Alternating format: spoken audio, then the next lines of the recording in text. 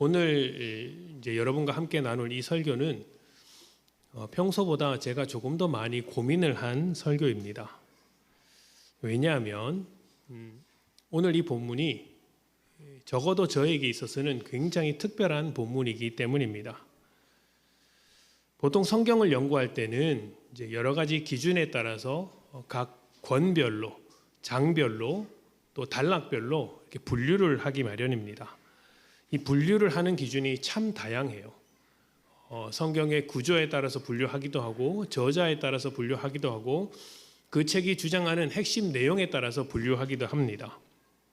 그 중에서 신약 성경을 구분할 때는 크게 예수님에 대한 이야기와 예수님을 믿는 사람들에 대한 이야기 이렇게 구분하게 됩니다. 예수님에 대한 이야기는 복음서겠죠. 마태, 마가, 누가, 요한 이렇게 네 권의 복음서입니다. 그리고 그 뒤에 나오는 사도행전부터 수많은 서신서, 요한계시록에 이르기까지의 이야기는 예수님을 믿는 사람들, 예수님의 제자들, 교회에 관한 이야기입니다. 이렇게 구분된 말씀을 이제 구분되어진 말씀을 각각 이 말씀 이제 덩어리별로 읽다 보면 종종 그 각 권마다 그리고 그 나눠진 단락마다 또 책마다 저자마다 그 책에서 강조하는 핵심이 아주 잘 드러나는 말씀 한 구절이 나옵니다. 예를 들면 예수님께서 하나님 나라를 가르쳐 주시면서 굉장히 다양한 말씀들을 하셨죠. 내가 이 땅에 온 이유는 너희를 구원하기 위해서고 하나님 나라의 백성으로 살아가기 위해서다. 그러면 하나님 나라가 무엇이냐? 이런 것들을 참 많이 가르쳐 주셨죠. 그 수많은 말씀 중에 먼저 된 자가 나중되고 나중된 자가 먼저 된다는 말씀이 있습니다. 이것은 하나님 나라의 원리, 하나님 나라를 살아가는 사람들의 삶을 아주 잘 설명한 말씀이라고 생각을 합니다. 또 비슷한 말씀으로는 낮은 자가 높은 자다. 너희가 으뜸이 되려면 낮아져야 한다라는 말씀이 하나님 나라의 핵심을 가르쳐주는 말씀이라고 이제 할 수 있습니다. 그래서 제가 자주 인용을 합니다. 그런데 이런 말씀을 맥락 없이 그냥 읽으면 오해를 합니다. 낮은 자가 큰 자라는 말씀은 듣기에 따라서는 겸손이라는 미덕을 가르치는 이야기로 들리기 때문입니다. 겸손은 좋은 태도죠. 성경뿐만 아니라 전 세계 어딜 가서도 이 겸손이라는 것은 누구나 필요하다고 말하는 미덕입니다. 그런데 여러분 한번 생각을 해보십시오. 이 세상 어디에서나 들을 수 있는 이 겸손이라는 미덕을 가르치기 위해 하나님께서 이 땅에 오셨고 우리를 위하여 십자가에 못 박혀 죽으셨겠습니까? 안 그러셔도 어디서나 듣는 이야기입니다. 그러면 성경이 말하고 있는 이 겸손은 우리가 말하는 겸손과 다르다는 사실을 이해해야 하고 또 낮은 자가 큰 자 이 말씀은 단순히 겸손하라는 말이 아니라 또 다른 의미를 가지고 있겠구나라고 생각을 해보아야 합니다. 이렇게 성경 안에서 맥락을 따라 그 메시지를 파악해야 하죠. 이런 것을 두고 텍스트와 컨텍스트라고 합니다. 텍스트는 말 그대로 드러나는 명제 이런 것을 말합니다. 하나님은 사랑이시다. 이것은 명제죠. 텍스트입니다. 그런데 이것을 그냥 이해하면 곤란합니다. 하나님은 사랑이십니다. 그런데 사랑은 사람마다 다르게 생각하기 때문이죠. 여러분 사랑이 무엇입니까? 지금 여러분에게 사랑이 무엇이냐고 묻는다면 여러분은 각자 경험에 따라서 배운 것에 따라서 느낀 것에 따라서 사랑을 다르게 설명할 것입니다. 여기에서 사람마다 다르게 이해하는 것 이것 컨텍스트가 발생하는 것입니다. 컨텍스트라는 건 맥락이라는 것인데 성경의 맥락과 배경 안에서 나의 맥락과 배경 안에서 사랑을 이해하는 것이 아니라 하나님이 사랑이시라고 한다면 성경의 배경과 맥락 안에서 사랑이 무엇인지에 대해서 살펴보아야 한다는 것입니다. 그래야 성경에서 말하는 하나님은 사랑이시다라는 말의 진정한 의미를 발견하게 됩니다. 왜 이런 이야기까지 하게 되느냐면 오늘 말씀이 우리가 가지고 있는 믿음의 내용과 본질에 대해서 아주 많은 것을 설명하는 중요한 말씀이라고 생각하기 때문입니다. 그리고 저는 이 한 구절의 말씀, 우리가 32절을 힘있게 읽었지 않습니까? 이 한 구절의 말씀이 바울이 기록한 모든 기록들, 그리고 사실은 사도행전 이후에 교회의 모든 역사를 설명할 수 있는 단 한마디의 구절이라고 생각을 합니다. 그래서 저는 대단히 중요하다고 생각을 해요. 그래서 제 개인적으로도 목회의 방향과 성격을 정하는데 아주 결정적인 역할을 한 말씀이기도 해서 오늘 이 말씀을 어떻게 전해야 하는가 참 많이 고민을 했습니다. 어떻게 잘하면 잘 전할 수 있을까? 어떻게 전하면 길지 않게 전할 수 있을까? 미리 말씀드립니다만 실패했습니다. 그래서 찬양을 더 길게 해야 하는데 좀 짧게 했고요. 설교 시간에 좀 더 이제 이렇게 설교 시간을 좀 더 부여했습니다. 고민이 그만큼 많았다는 것이죠. 제 고민의 크기만큼 여러분에게도 은혜가 되기를 축복합니다. 그리고 고민한 만큼 오늘은 말씀을 조금 더 자유롭게 나누도록 하겠습니다. 몇 년 전에 어떤 성도님께서 저에게 그 믿음 생활에 대한 고민을 꺼내놓은 적이 있습니다. 우리 교회 성도님은 아닙니다만 이제 교회 안에서 제가 받았던 질문입니다. 그분의 고민은 어쩌면 우리가 똑같이 가지고 있는 고민일지도 모르겠습니다. 이렇게 말씀하셨어요. 목사님, 믿음을 지키는 게 참 힘듭니다. 믿음을 지키는 게 참 어렵습니다. 라고 말씀하셨습니다. 그분이 이제 성실하게 신앙생활을 하시는 분이셨어요. 그냥 이렇게 곁에서 보면 정말 잘하시는 분이셨어요. 모든 면에서 잘하시는 분이셨어요. 그래서 때로는 그분이 목회자답다. 성도가 아니라 목회자다운 모습을 보여준다라는 생각을 할 때가 많았습니다. 근데 그분이 대뜸 저에게 믿음을 지키기가 참 힘들다라고 말씀하시는 겁니다. 믿음을 지키기가 어렵다. 예배를 지키기가 어렵다. 기도 시간을 지키기가 어렵다. 큐티 시간을 지키기가 어렵다.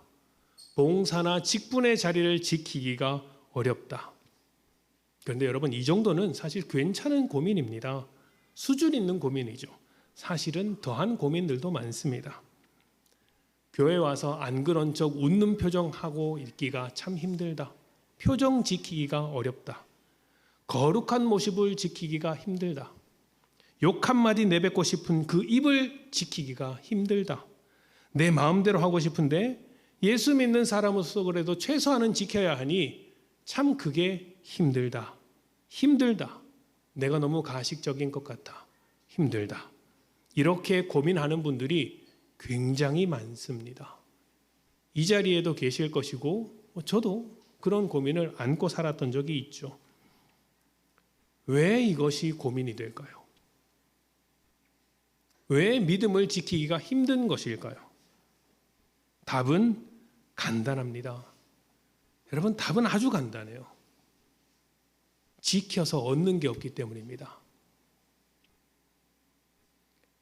아니, 목사님, 그렇게 직설적으로 이야기해도 됩니까? 그러면 사람들 교회 안 나오면 어떻게 합니까? 그렇게 말씀하시면 누가 예배를 지킵니까? 누가 믿음을 지킵니까? 라고 좀 놀라면서 의아해 하시는 분도 있을 수가 있습니다. 그런데 여러분, 이것이 성경이 말하는 진리입니다. 이것은 인간의 본성적 종교심과 깊은 관련이 있고 사실은 종교심뿐만 아니라 우리가 살아가는 모든 세상의 원리, 그리고 우리의 본성과도 깊은 관련이 있습니다. 지켜서 얻는 것, 한 대로 받는 것, 이것이죠. 요즘 유튜브와 같은 어떤 특정한 개인들이 어떤 범죄자들에 대해서 제재를 가하는 일들이 많습니다. 사적 제재라고 이야기를 하죠. 국가나 법원과 같은 공권력에 의해서 심판하는 것이 아니라 개인과 개인이 심판을 합니다. 복수하는 것이죠. 복수가 정당화되고 있는 것 같은 상황인데 이 상황에 대해서 여러 논쟁거리가 많습니다. 법이 제대로 작동되지 않으니 개인이 그렇게 심판하는 것 아니냐. 그렇다고 개인이 심판을 하면 어디까지 허용해야 하느냐. 사적인 복수가 허용되면 우리 사회는 폭력으로 물들지 않겠느냐. 이렇게 고민을 합니다. 이것이 옳으냐 아니면 잘못된 일이냐 이것을 따지기 전에 우리가 생각해 봐야 하는 것은 이것입니다. 왜 이런 현상이 나타나게 되었는가? 이것 아니겠습니까? 많은 사람들이 지적한 대로 지금 우리나라는 죄를 저질러도 그 죄의 대가를 쉽게 피해가는 경우가 많다고 생각하기 때문에 이런 현상이 벌어진다고 합니다. 그게 사실인지는 모릅니다. 그런데 그렇게 생각하는 사람들이 많습니다. 많다는 게 중요한 거예요. 다 그렇게 생각하고 있다는 게 중요한 것입니다. 무슨 말이냐면 사람들은 한 대로 받는 것, 이것을 정의라고 생각한다는 것입니다. 내가 한 대로 받아야 한다. 일한 만큼 돈을 받아야 하고 내가 노력한 만큼 대가가 있어야 한다. 이것이 사람들이 생각하는 당연한 진리죠. 그런데 믿음을 지켰는데 얻는 게 없습니다. 한 대로 받아야 하고 지키면 뭔가 얻는 게 있어야 하는데 믿음을 지켰더니 얻는 게 없습니다. 그렇다면 왜 지켜야 합니까?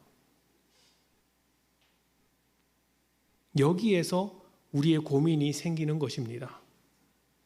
아이들에게 교회 가자고 말을 하기는 해야 되는데 남편에게나 아내에게 교회 가자고 말을 하긴 해야 하는데 왜 그 말에 힘이 실리지가 않습니까? 간단합니다. 교회 가서 얻는 게 없기 때문이죠. 교회 간다고 성적이 좋아집니까? 취업이 잘 됩니까? 돈을 벌 수 있습니까? 교회 갔더니 기분이 좋아집니까? 교회 와서 기분이 좋아지는 분들은 저는 수준이 대단히 높은 분들이라고 생각을 합니다. 왜냐하면 교회 안에서는 예수님의 이름으로 묶여 있기 때문에 때로는 불편한 사람을 만나기도 하기 때문이죠. 앞에 서 있는 목사가 참 미워 보일 때도 많이 있을 것입니다. 저는 아니길 바랍니다만 어느 교회는 그렇겠죠. 저도 그렇습니까? 이럴 때는 살짝 웃어주셔야 제가 안심합니다. 설교하는 내내 덜덜 떨면서 할 수 있어요. 씁쓸하네요.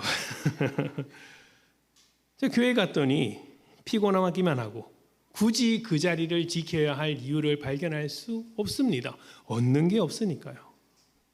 얻는 것이 없는 정도면 다행이에요. 있는 것을 잃어버리는 경우가 많아요.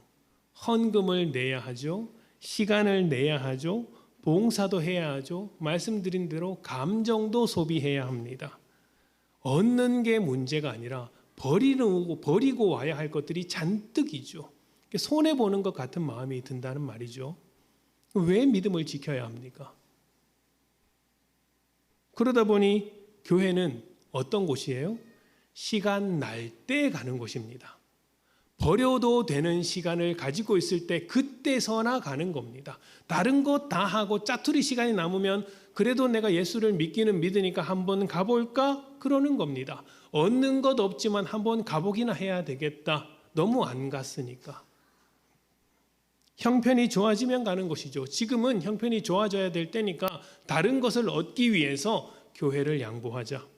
믿음을 양보하자. 이렇게 하는 것이죠.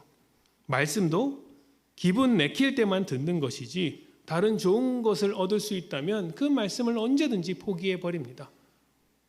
큐티는 잠시 미뤄두지 뭐. 다른 게 바쁘니까. 교회 안 옵니다.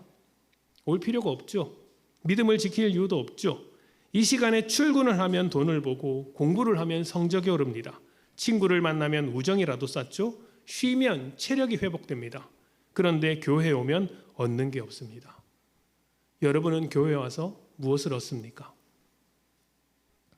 잃는 것이 많습니까?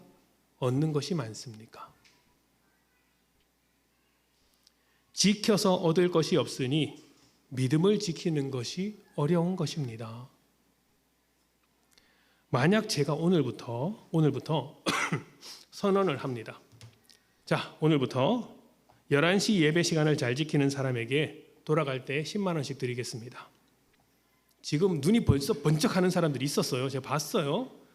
깜짝 놀라면서 안 드립니다. 예를 드는 겁니다. 드릴 돈이 없어요. 드렸으면 좋겠는데 없습니다.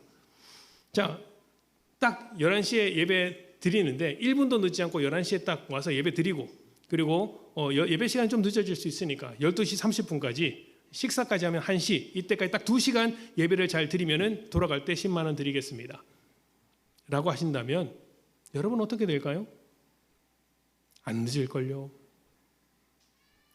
무슨 수를 쓰고 이제 버틸 겁니다.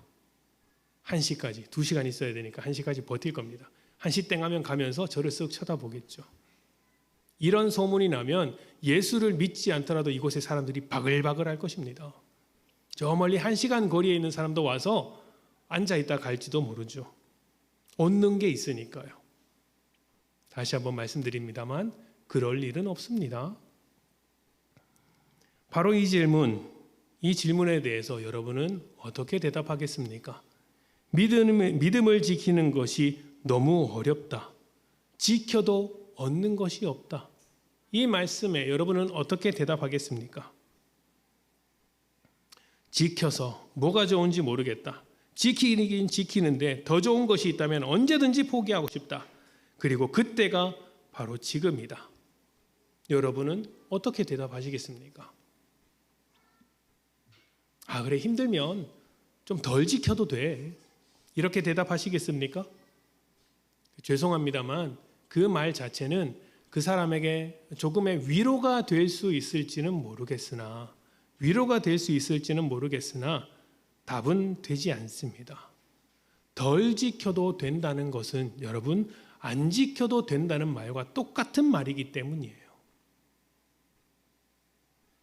덜 지켜도 되는데 뭐하러 지킵니까? 이것은 왜 지켜야 하는지에 대한 답이 되지 않습니다. 저는 뭐라고 대답했을까요? 괜찮습니다, 집사님. 힘들 때 있죠. 잠깐 쉬었다 오십시오. 이렇게 대답했을까요? 그러면 목회하면 안 됩니다. 왜냐하면 성경을 제대로 이해하고 있지 못하기 때문입니다. 저는 이렇게 대답했습니다. 집사님이 믿음을 지키는 게 아닙니다. 믿음이 집사님을 지키고 있는 것입니다. 이것을 이해하셔야 합니다. 너무 중요한 이야기이기 때문이에요. 우리가 믿음을 지키는 것이 아닙니다. 믿음이 우리를 지키고 있는 것입니다. 믿음을 지켰더니 특별한 보상이 주어지더라. 그래서 믿음을 지켜야 한다가 아니라 믿음을 통해 내가 만들어졌고 믿음이 나를 지키고 있더라. 그래서 나는 이 믿음을 떠날 수 없다인 것입니다. 사도행전 20장 28절부터 32절입니다. 오늘 본문입니다. 여러분은 자기를 위하여 또는 온 양떼를 위하여 삼가라. 성령이 그들 가운데 여러분을 감독자로 삼고 하나님이 자기 피로 사신 교회를 보살피게 하셨느니라.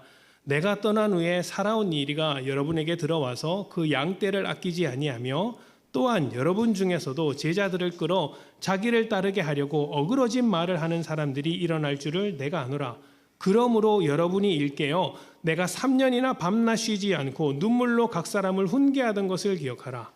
지금 32절입니다. 지금 내가 여러분을 주와 및 그 은혜의 말씀에 부탁하노니 그 말씀이 여러분을 능히 든든히 세우사 거룩하게 하심을 입은 모든 자 가운데 기업이 있게 하시리라. 아멘. 바울이 3차 전도 여행을 마치고 그동안의 모든 결과를 보고하기 위해서 그리고 자신의 동족인 이스라엘 사람들에게도 복음을 전하기 위해서 예루살렘으로 들어가려고 합니다. 그런데 그곳에는 바울의 목숨을 노리는 사람들이 굉장히 많았습니다.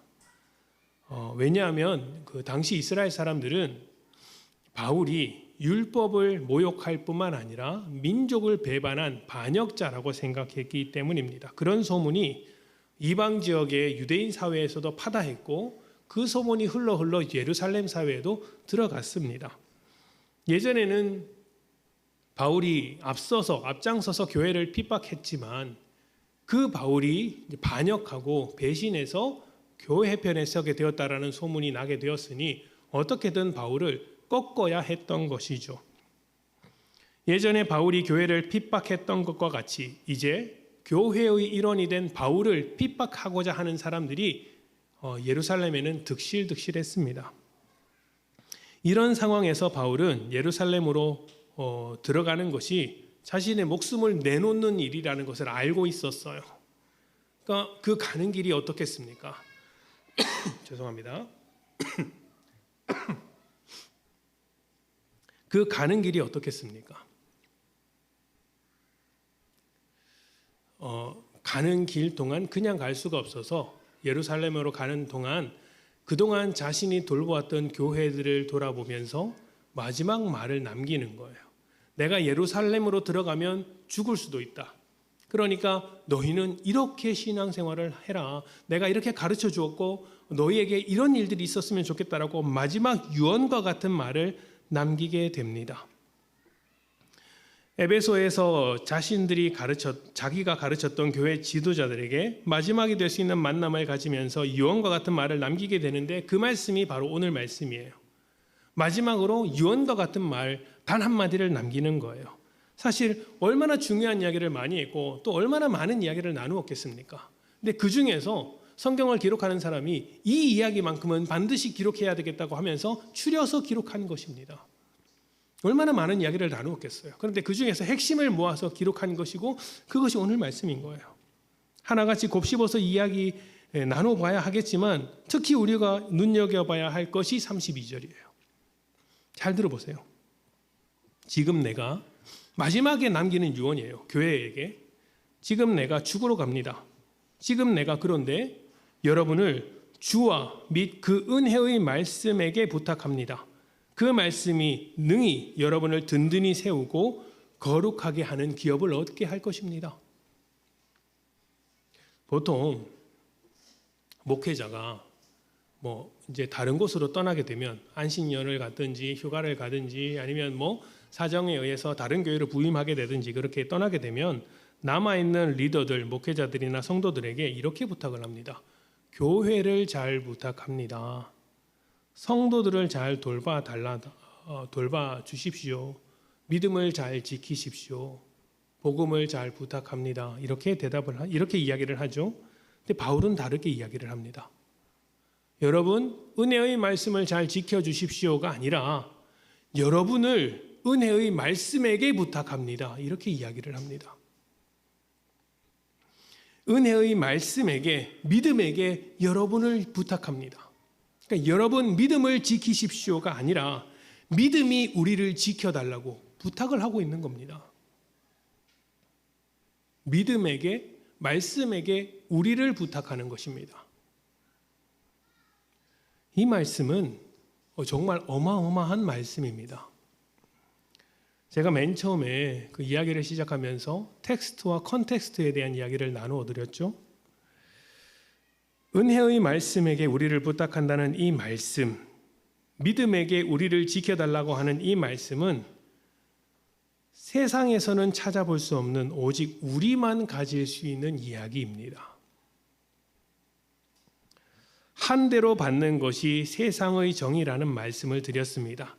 지켜내면 얻는 것이 있어야 한다라는 말씀도 드렸죠. 이것은 내가 하면 결과가 온다라는 원인과 결과에 대한 이야기입니다. 내가 했는데 안 오면 이상한 거 아니냐? 했으면 와야지. 원인과 결과에 대한 이야기죠. 그렇죠? 그래서 이것은 우리의 본성이자 세상의 논리에 대한 이야기이기도 합니다. 그런데 이것이 종교적으로 흐르면 어떻게 되냐면요, 여러분, 깨달음이 됩니다. 내가 깨달았다는 것이죠.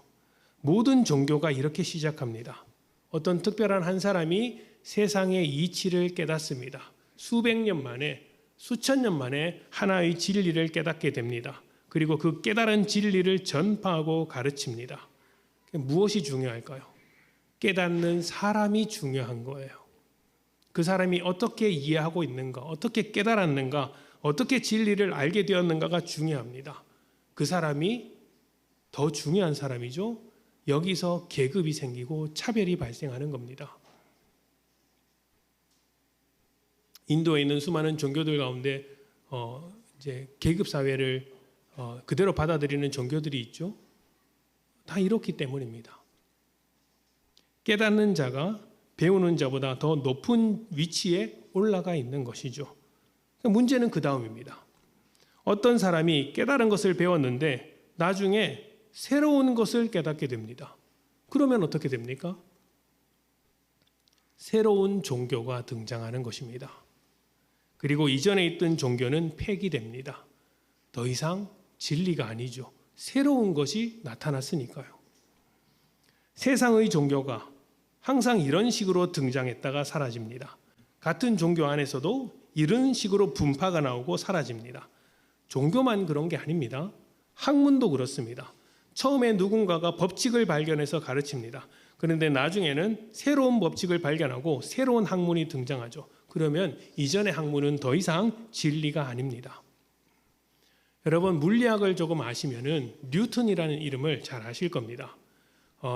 물리학의 아버지, 뉴턴이라고 불렸죠. 그런데 현대 물리학에서는 뉴턴을 공부하지 않습니다. 왜냐하면 아인슈타인이 등장한 이후로부터 뉴턴의 모든 이론은 폐기되다시피 했기 때문입니다. 상대성 이론이 나오면서 뉴턴의 그 모든 이론은 이제 더 이상 공부할 필요가 없는 것이 된 것이죠.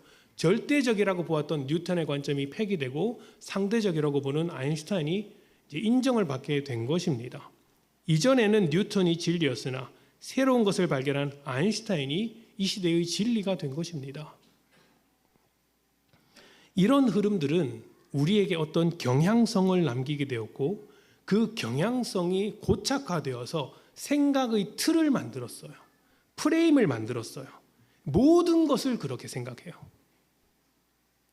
새로운 것은 쉽게 받아들이고 새로운 것을 진리라고 생각하되 옛 것은 쉽게 버려버리는 것입니다. 이것은 보수냐 진보냐 이런 말씀을 드리는 게 아니에요. 옛 것을 지키자 이런 문제가 아니에요. 그런 말씀을 드리는 게 아닙니다. 인간의 가치와 삶의 의미를 어디다 둘 것인가 하는 것에 대한 문제입니다. 현대사회에서 왜 진리가 없다고 이야기하는지, 옳은 것은 존재하지 않고 생각하기 나름이라고 말하는지를 한번 생각해 보십시오. 야, 너는 너의 삶을 살아, 나는 나대로 살게. 왜 이렇게 말하게 되는지를 한번 생각해 보십시오. 새로운 것을 찾아보려는 경향성이 우리가 지켜내야 할 진리를 불완전한 것으로 만들어 버렸어요. 그래서 아무도 진리를 고민하지 않습니다. 어차피 새로운 것이 나오면 사라질 것인데 뭐하러 지킵니까? 포기하고 내던져 버리죠. 진리를 쫓아가는 사람이야말로 어리석은 사람입니다. 그러면 뭐가 남습니까? 새로운 것을 경험하는데 경험만 남고 내가 원하는 것만 남는 거예요. 내가 원하는 것이 곧 진리가 되어서 원하는 대로만 살아가는 것입니다. 그게 이 세상의 경향입니다. 모든 것이 그렇습니다. 그런데 기독교는 다릅니다. 기독교만 다릅니다. 이 부분을 왜 기독교만 다른지 제가 불교랑 비교해서 구구절절히 설명드리고 싶은데 너무 길어질까 봐 줄었어요. 궁금하신 분은 1대1로 찾아오십시오. 설명드릴게요. 안 오실 거랍니다. 불교를 깨달음의 종교라고 이야기를 하죠. 깨달음의 종교. 그러니까 내가 새 것을 알아야 되는 겁니다. 깨닫는 사람이 중요하죠. 나중에 이야기합시다, 이건. 그런데 기독교는 진리를 깨닫는 종교가 아닙니다. 깨닫는 종교가 아니에요. 깨달음을 통해 발전하는 종교가 아니에요. 우리가 성경을 읽거나 기독교의 어떤 내용을 배울 때 앞에서 말씀드린 생각의 프레임에 따라서 오해할 때가 너무 많은데 새로운 진리를 찾고 새로운 어떤 내용을 찾아서 가는 것이 기독교는 아닙니다. 기독교는 그렇게 하는 게 아니에요. 기독교는 무슨 일이 생기면 새로운 것을 찾아 나서는 게 아니라, 그래서 새로운 것을 만들어서 변화를 일으키는 게 아니라 기본으로 돌아갑니다. 우리가 가지고 있었던 진리로 돌아갑니다. 처음으로 돌아가죠. 주님의 말씀이 무엇이지? 하나님께서 뭐라고 하셨지? 성경에 어떻게 기록되어 있지? 무엇이 진리지? 라고 해서 우리가 가지고 있던 그 기본 기초로 돌아가는 거예요. 새로운 것을 발견해서 깨닫는 게 아니라 이미 우리에게 다가온 진리를 새롭게 찾아가는 겁니다. 여기서 새로움이라는 것은 시대가 상황이 바뀌었기 때문에 새로움이라는 것이 우리가 새로운 진리를 발견했다가 아닌 거예요. 성경은 우리가 죄인이라고 가르칩니다. 죄인은 진리를 알 수 없습니다. 하나님을 알 수 없습니다.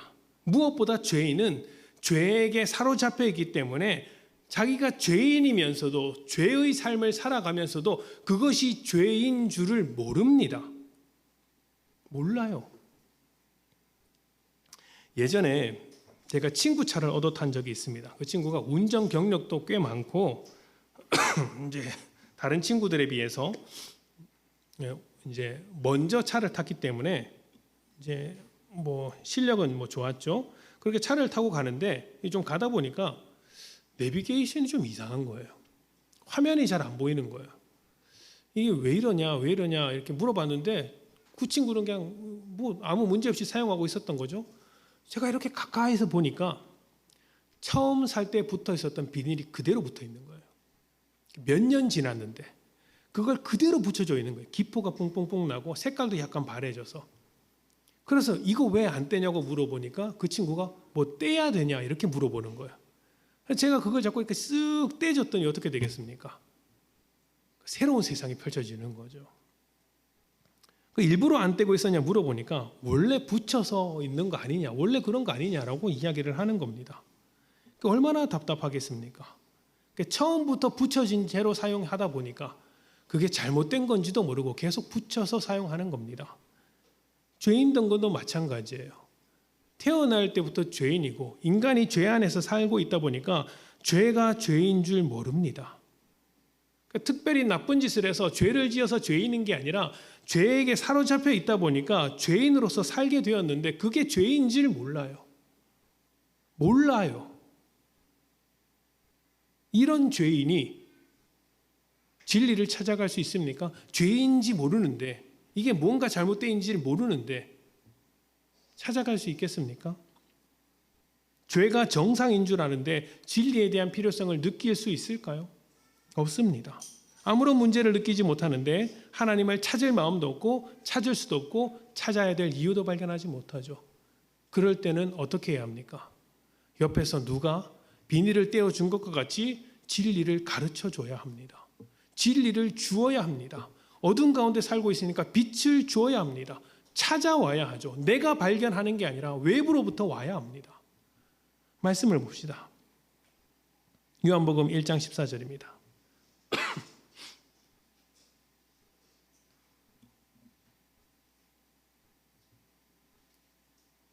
다 같이 읽어볼까요? 자, 시작. 말씀이 육신이 되어 우리 가운데 우리가 그의 영광을 보니 아버지의 독생자의 영광이요 은혜와 진리가 충만하더라. 아멘. 기독교는 진리를 깨닫는 종교도 아니고 진리를 찾아 나서는 종교도 아닙니다. 기독교는 진리가 우리에게 찾아왔다라고 이야기하는 종교입니다. 찾아온 거예요. 죄인된 우리에게 진리가 찾아왔습니다. 그 진리가 누구입니까? 예수님이세요. 14절에 이렇게 이야기하지 않습니까? 말씀이 육신이 되어 우리 가운데 거하시게 되었다. 우리에게 찾아왔다. 우리가 그 영광을 보니 아버지의 독생자의 영광이요. 그 속에 무엇이 있습니까? 은혜와 진리가 있습니다. 예수님은 진리를 깨달은 자가 아닙니다. 예수님이 진리이십니다. 진리를 깨달아서 깨달은 진리를 우리에게 가르쳐 주시는 분이 아니라 예수님이 진리입니다. 진리이신 하나님께서 우리에게 육신으로 찾아오신 분이 예수님이신 거예요. 진리가 우리에게 찾아온 것입니다. 눈을 뜨지 못하는 우리에게 찾아와서 알게 하시는 것이죠. 요한복음 8장 31절부터 32절을 봅시다. 그러므로 예수께서 자기를 믿은 유대인들에게 이르시되 너희가 내 말에 거하면 참으로 내 제자가 되고 진리를 알지니 진리가 너희를 자유롭게 하리라. 아멘. 우리에게 찾아오신 진리 되신 예수님을 통해 우리가 죄인 된 것을 알게 되었고 회개하며 은혜를 구하게 됩니다. 진리가 죄로부터 우리를 자유케 한 것이죠.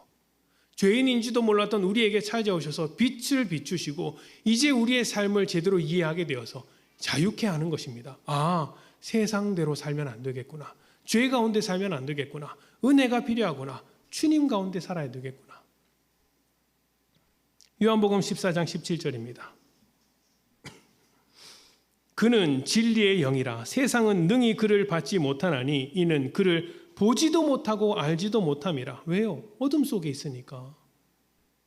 그러나 너희는 그를 아나니 그는 너희와 함께 거하심이요 너희 속에 계시겠음이라. 우리가 진리를 깨달은 것이 아니라 진리의 영 되신 성령님께서 우리 안에 오셔서 우리에게 진리를 알게 하셨다는 겁니다. 진리가 찾아왔다는 거예요. 우리가 찾아낸 진리가 아니고 만들어낸 진리도 아니며 새롭게 발견한 것도 아닙니다. 만약 그렇다면 여러분이 새로운 종교를 창조하시면 됩니다. 근데 그렇지 않아요. 자격 없는 죄인이었던 우리를 진리 되신 하나님께서 사랑하셨고 진리 되신 예수님께서 대신 죽으셨으며 진리 되신 성령님께서 우리 속에 심어주셨습니다. 우리 인생 가운데 찾아오셔서 우리로 하여금 진리에 속한 백성으로 살게 하시는 것이죠. 그래서 우리는 죄인으로 시작해서 점차 성장하는 인생을 살게 되는 거예요. 진리를 몰랐던 인생이었는데 진리가 있음을 알게 되었고 진리 가운데로 살아가는 인생으로 날마다 자라가는 것이죠. 이런 모든 과정을 우리로부터 시작하지 않았기 때문에 우리가 찾아내거나 발견한 것이 아니기 때문에 하나님께서 가지고 우리에게 찾아오셨기 때문에 이 모든 과정을 은혜라고 부르는 것입니다. 그래서 은혜가 기독교의 가장 큰 특징이고 다른 점이라고 설명하고 있는 거예요. 그래서 여러분, 우리는 우리 중 누구 하나 잘나서 깨달은 자가 없기 때문에 계급이 있을 수 없습니다. 목회자가 계급입니까? 아니에요. 성도가 안에 있는 직분이 계급입니까? 아니에요. 아닙니다. 그래서 교회는 누구나 동등합니다. 누구나 성령님께서 함께 하시는 사람들 아닙니까? 누군가 많은 짐을 감당하고 있다면 그것은 무엇인가 특별한 것을 더 얻을 수 있어서 그것을 잘 지키면 복받을 수 있어서가 아닙니다.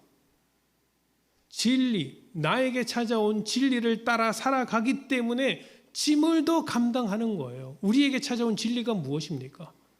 그 진리라는 것도 세상에서 찾으면 안 됩니다. 컨텍스트, 성경 안에서 발견해내야죠. 진리가 무엇입니까? 예수 그리스도의 십자가 아닙니까? 나의 원대로 맛이 없고 아버지의 원대로 맛이 없어서 이게 우리가 가지고 있는 진리의 내용입니다. 그래서 짐을 더 지는 거예요. 그 짐을 졌더니 복을 더 받더라 이게 아니고 진리 가운데 속하게 되었기 때문에 나는 높은 자가 되기보다 낮은 자가 되겠다라는 마음으로 사는 거예요. 그게 진리 가운데 속한 자입니다. 세상과 다르죠. 세상은 어떻게든지 짐을 내어 던지고 편하게 살자 아닙니까? 거짓된 삶을 살기 때문입니다. 바울이 교회에게 말씀과 복음을 부탁한다고 하지 않았어요. 너희가 믿음을 잘 지켜줄 것을 부탁한다고 말하지 않았어요. 반대였죠. 은혜의 말씀에게 교회를 부탁한다라고 했습니다. 이것을 가만히 생각해 보십시오. 바울은 왜 복음을 전하고 다녔을까요? 복음을 열심히 전했더니 바울의 인생 가운데 꽃이 피고 더 많은 것을 얻게 되기 때문에 복을 얻을 것이기 때문에 바울이 복음을 전한 것이겠습니까? 아닙니다. 복음은 바울이 열심히 해서 전파된 게 아니죠. 사도행전이 주장하는 바는 성령이 너에게 임하시면 여기서부터 출발하는 것이었습니다. 성령님께서 인생을 이끌고 가십니다. 그런데 그 진리가 성령님이 누구도 제대로 믿지 않을 것이라고 생각했던 바울에게 먼저 찾아가는 것입니다. 저 악독한 바울, 예수를 반대하는 바울마저도 변화시키는 진리다. 그리고 그가 전하는 진리가 너희에게 찾아간다인 것이에요. 바울이 열심히 해서 복음을 전한 것이 아니라 진리가 바울을 변화시켰고 그렇게 변화된 바울이 진리를 가지고 세상으로 나아간 것입니다. 진리를 만난 바울은 그 감격과 은혜를 가지고 다른 사람들에게 진리의 통로가 되어주는 것이에요. 그래서 그가 복음을 전할 때 뭐라고 했습니까? 내가 세상에서 유익하던 것들을 다 배설물로 여긴다 라고 말하지 않습니까? 그것을 더 얻기 위해서 내가 이 복음 전하는 것을 투자하는 것이 아니라 진리를 알고 나니까 그거 다 쓸모없더라, 중요한 게 아니더라, 이렇게 여겨 살아가는 것이죠. 그 감격을 가지고 다른 사람들에게 얻는 것이 없어도 진리의 통로가 되어주는 것입니다. 그래서 나중에 바울은 자신을 자랑한다고 말하지 않습니다. 자신의 지혜나 자신의 열심이나 자신의 실력을 자랑하는 것이 아니라 자기를 이렇게 만들어주신 하나님을 자랑한다고 합니다. 자기가 만들어낸 진리가 아니니까 자기를 자랑할 것이 없죠. 자기가 찾아낸 것이 아니라 찾아온 진리인데 어떻게 자랑할 수 있겠습니까? 죄인 되었음에도 불구하고 그동안 교회를 핍박했음에도 불구하고 그 진리가 자기에게 찾아왔습니다. 그래서 진리 되신 주님께 감사하며 그런 은혜를 베풀어 주신 하나님을 자랑할 수밖에 없는 것이죠. 복음을 지키기 위해, 교회를 지키기 위해 조금 더 실력 있는 목회자가 필요하고 남다른 성도가 있어야 하는 것이 아닙니다. 다시 한번 말씀드립니다. 복음이 교회를 지키고 성도를 지킵니다. 오늘 말씀만 봐도 그렇지 않습니까? 이렇게 중요한 말씀을 하는데 목사가 감기가 걸려서 갤갤거리고 있습니다. 아니, 좋은 목소리로 멋지게 말씀을 전하면 얼마나 좋을까? 세상의 관점이죠. 목사의 목소리가 어떻든 중요한 것은 진리입니다. 그것을 증명하기 위해 주님께서 감기 걸리게 하셨다고 제가 어제 설교를 준비하면서 생각했습니다. 다음 주면 낫겠죠. 아니면 말고요. 여러분이 믿음을 지키는 것이 아니라 믿음이 여러분을 지켜내고 있습니다. 더 이상 죄로 넘어가지 못하도록, 거짓된 세상에게 속아 넘어가지 못하도록, 하나님의 형상, 하나님의 자녀로서의 자격과 신분을 잃어버리지 않도록 복음이, 진리가 여러분을 세상으로부터 지켜내고 있습니다. 그래서 여러분은 여러분에게 찾아온 진리, 복음에게 여러분의 삶을 메어서 살아가야 합니다. 왜 예배를 지켜야 합니까? 여러분이 진리 가운데 살아가는 사람들이기 때문입니다. 왜 기도해야 합니까? 진리가 여러분에게 찾아갔기 때문입니다. 왜 말씀을 묵상해야 합니까? 그 속에 진리가 있기 때문이죠. 살다 보면 주변 환경에도 불구하고 자기 신념을 꿋꿋하게 붙들고 살아가는 사람을 만나게 됩니다. 그런 사람을 보면 어떤 생각이 드십니까? 그 신념이 그 사람을 지켜주고 있구나라는 생각을 하게 되지 않습니까? 그래서 그 신념을 나도 한번 알아보고 싶다. 참 멋있는 사람이네. 이런 생각을 하기도 합니다. 그런데 그의 신념보다 더 확실한 진리가 우리가 가지고 있는 진리입니다. 예수 그리스도, 그 진리가 우리에게 찾아왔습니다.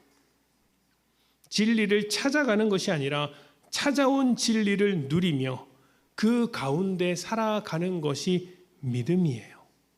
믿음을 지켰더니 새로운 것을 얻을 수 있더라, 더 많은 것을 받을 수 있더라가 아니라 믿음 안에 있을 때 우리는 하나님을 회복하고 하나님을 더 풍성하게 누리게 되는 것입니다. 새로운 것이 아니라 원래 우리가 가지고 있어야 했던 본질이며 형상이며 진리입니다. 기본으로, 기초로, 처음으로 회복시켜주는 것이죠. 바울이 남긴 말을 설교를 마치면서 저도 똑같이 해드리고 싶습니다. 지금 저는 여러분을 주와 및 그 은혜의 말씀에 부탁합니다. 제가 잘해서 목회를 하는 게 아니라 진리가 여러분을 지켜주시기를 원합니다. 그 말씀이 여러분을 능히 지켜주시기를 원하고 그 말씀이 여러분을 세우사 거룩하게 하심을 입은 모든 여러분에게 하나님의 그 결과물, 기업이 있기를 원합니다. 말씀을 떠나지 마십시오. 믿음이 여러분을 지켜내고 있습니다. 말씀이 여러분을 붙들고 있습니다. 그러니 그 믿음, 그 은혜의 말씀에